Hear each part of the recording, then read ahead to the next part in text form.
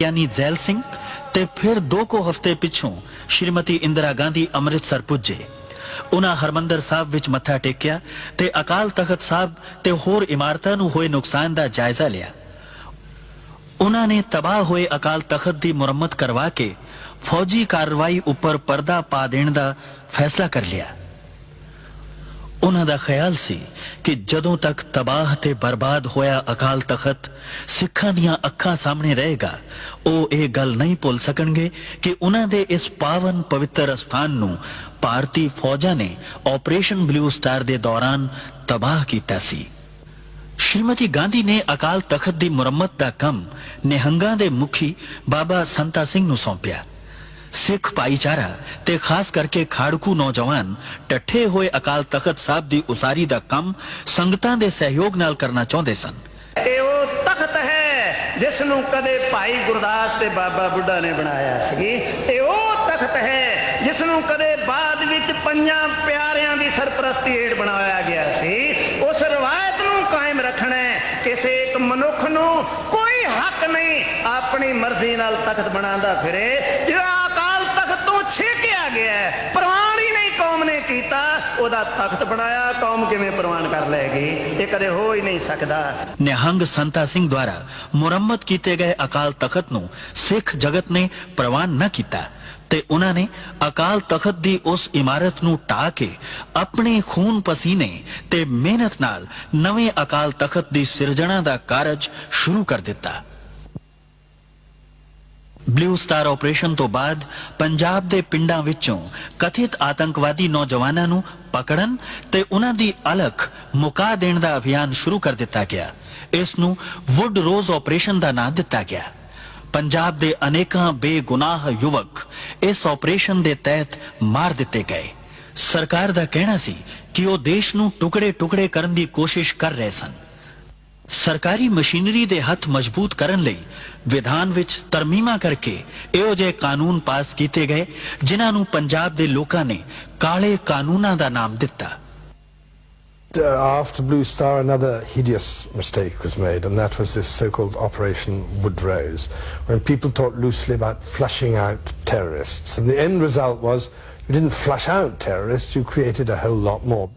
And when you see every government is based on justice, social, economic and political, and if it fails to give justice, then it becomes counterproductive, and then people take up the arms.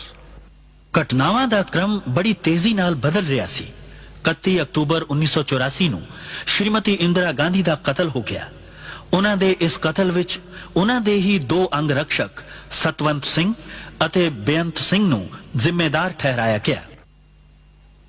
बेअंत सिंह नूं तां घटना स्थल ते ही किसी होर अंग रक्षक ने गोली मार के मार दिता, जबकि सतवंत सिंह ते मुकदमा चला के उस नूं फांसी दे दिती गई।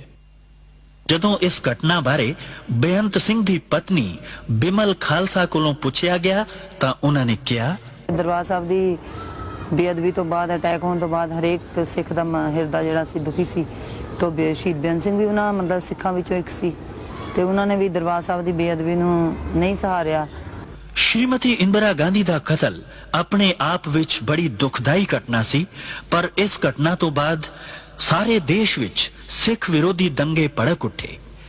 इन्हां दंगियां विच हजारां सिखां नूं जिउंदे साड़ दिता गया जां तसीहे दे के कतल कर दिता गया। सैकड़े नौजवान बच्चियां दी इज्जत लुट लई गई। सरकारी अनुमान अनुसार केवल दिल्ली विच ही 2500 तो वध औरतां विधवा हो गईयां। इन्हां दंगियां दा बहुता प्रकोप दिल्ली तो अलावा कानपुर, इंदौर, बुखारो ते भारत दे होर कई शहरां विच बड़ा भयानक सी। सारे देश विच सिखां दी अरबां रुपए दी संपत्ति तबाह कर दिती गई।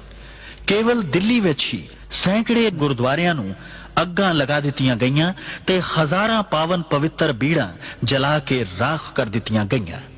दंगा करन वाले ये भुल गए सन कि जिस गुरु ग्रंथ साहब नूं सिखां दा ग्रंथ समझ के साड़िया जा रहा है, उस विच भगत कबीर, भगत रविदास, भगत नामदेव, रामानंद अते बाबा फरीद दी भी बाणी दर्ज है, जिस नूं लखां सिख हर रोज मत्था टेकदे ते सत्कार दिंदे हन।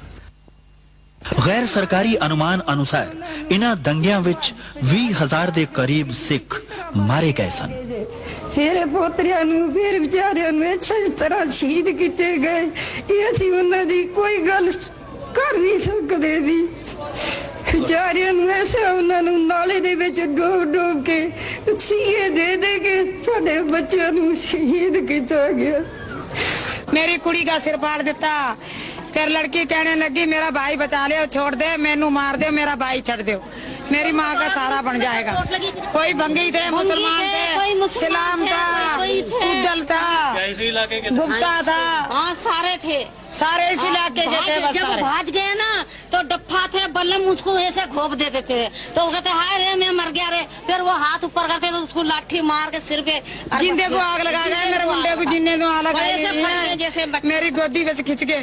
3 साल के बच्चे मार दिए, 3 साल के। इसकी 2 में 3 साल के बच्चे हो गए, बीतेगी उसके दिल पे। शिकल देख कैसी हो रही मेरी मुंडी ऐसे जला दी, आग में से काट के मार के पहले यहाँ से गर्दन काट के आग में जला दी। 1000-2000 ਬੰਦਿਆਂ ਨੇ ਸਾਡੇ ਤੇ ਹਮਲਾ ਕਰ ਦਿੱਤਾ। ਹਮਲਾ ਕਰਤਾ, ਅਸੀਂ ਗੁਰਦੁਆਰਾ ਬਚਾਉਣ ਵਾਸਤੇ ਆਏ ਤੇ ਬੰਦੇ ਦੌੜ ਜਾਂਦੇ, ਫਿਰ ਅਸੀਂ ਛਡਾ ਨਸਾ ਕੇ ਭਜਾ ਕੇ ਆ ਜਾਂਦੇ, ਫਿਰ ਵਾਪਸ ਆ ਜਾਂਦੇ। ਇੰਨੀ ਚਿਰ 2-3 ਘੰਟੇ ਅਸੀਂ ਇਸ ਤਰ੍ਹਾਂ ਹੀ ਕੀਤਾ। ਉਸ ਤੋਂ ਬਾਅਦ ਜੀ ਸਾਹਿਬ ਪੁਲਿਸ ਆ ਗਈ। ਉਹਨਾਂ ਨੇ ਕਿਹਾ ਜੀ ਤੁਸੀਂ ਆਪਣੇ ਆਪਣੇ ਘਰਾਂ ਵਿੱਚ ਚਲੇ ਜਾਓ, ਅਸੀਂ ਤੁਹਾਡੀ ਸ਼ਾਂਤੀ ਕਰਾ ਦਿਆਂਗੇ। ਅਸੀਂ ਸ਼ਾਂਤੀ ਵਾਸਤੇ ਆਪਣੇ ਆਪਣੇ ਘਰਾਂ ਵਿੱਚ ਚਲੇ ਗਏ ਜੀ। ਉਸ ਤੋਂ ਬਾਅਦ ਕੀ ਹੋਇਆ ਜੀ, ਸ਼ਾਂਤੀ ਤੇ ਹੋਈ ਨਹੀਂ। ਬੰਦੇ ਫਿਰ ਆਪਣੇ ਆਪਣੇ ਘਰ ਚਲੇ ਗਏ, ਇੱਕ 2-2 ਬੰਦੇ ਸੀ। ਉਦੋਂ ਫਿਰ ਬੰਦੇ 1-200 300 ਇੱਕ ਬੰਦੇ ਦੇ ਘਰ ਤੇ ਚੜ ਗਿਆ, ਪੱਥਰਾਂ ਨਾਲ ਮਾਰਿਆ, ਮਿੱਟੀ ਦਾ ਤੇਲ ਸਾੜਿਆ, ਉੱਤੇ ਅੱਗ ਲਾ ਕੇ ਬੰਦੇ ਨੂੰ ਮਾਰ ਕੇ ਸੱਟ ਗਏ। ਅੱਧਾ ਮਰਿਆ ਅੱਧਾ ਨਹੀਂ ਮਰਿਆ, ਪਿਆ ਰਿਹਾ ਜੀ। ਫਿਰ ਇਹ ਗੁਰਦੁਆਰਾ ਸਾਰਾ ਤੋੜ ਦਿੱਤਾ ਪੂਰਾ। ਬਾਬਾ ਸਾਹਿਬ ਦੀ ਪੂਰੀ ਬੇਟ ਦੀ ਬੇਇੱਜ਼ਤੀ ਕੀਤੀ। ਸਾਰੀ ਕਲੋਨੀ ਦੇ ਬੰਦੇ ਹਟੋ ਨਾ, 200-300 ਬੰਦਾ ਸਾਡਾ ਇੱਧਰ ਦਾ ਮਰਿਆ। ਤੁਹਾਡੀ ਲਾਸ਼ਾਂ ਦਾ ਕੀ ਆ? ਲਾਸ਼ਾਂ ਦਾ ਜੀ ਪੁਲਿਸ ਲੈ ਗਈ, ਪਤਾ ਨਹੀਂ ਕਿੱਥੇ ਸਿੱਟੀਆਂ, ਕੋਈ ਪਤਾ ਨਹੀਂ। ਜਿਹੜੇ ਇੱਥੇ ਸੀ 50-100 ਬੰਦੇ ਤੇ ਇੱਥੇ ਸੜ ਗਏ, ਇੱਥੇ ਹੀ ਮਰ ਗਏ, ਇੱਥੇ ਹੀ ਪੈ ਰਹੇ। ਉਹਨਾਂ ਨੂੰ ਕੁੱਤੇ ਬਿੱਲੇ ਖਾ ਗਏ ਵਿਚਾਰਿਆਂ ਨੂੰ, ਕੋਈ ਪਤਾ ਨਹੀਂ। ਦੇਸ਼ ਵਿੱਚ ਸਿੱਖ ਭਾਈਚਾਰੇ ਉੱਪਰ ਇੰਨਾ ਵੱਡਾ ਕਹਿਰ ਟੁੱਟਿਆ, ਪਰ ਦੇਸ਼ ਦਾ ਹੁਕਮਰਾਨ ਇਹ ਕਹਿ ਕੇ ਸਪਸ਼ਟੀਕਰਨ ਦੇ ਰਿਹਾ ਸੀ ਕਿ ਜਦੋਂ ਵੱਡਾ ਦਰਖਤ ਗਿਰਦਾ ਹੈ ਤਾਂ ਧਰਤੀ ਹਿਲਦੀ ਹੀ ਹੈ। ਦੇਸ਼ ਦਾ ਆਮ ਸਿੱਖ ਇਹ ਸੋਚ ਰਿਹਾ ਸੀ ਕਿ ਕੀ ਇਹ ਧਰਤੀ ਸਿਰਫ ਸਿੱਖਾਂ ਵਾਸਤੇ ਹੀ ਹਿੱਲਣੀ ਸੀ।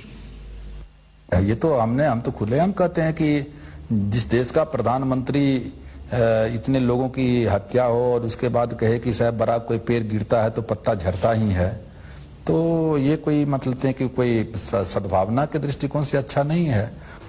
It was very sad that Indira Gandhi was assassinated. Very sad. But what followed later was sadder still.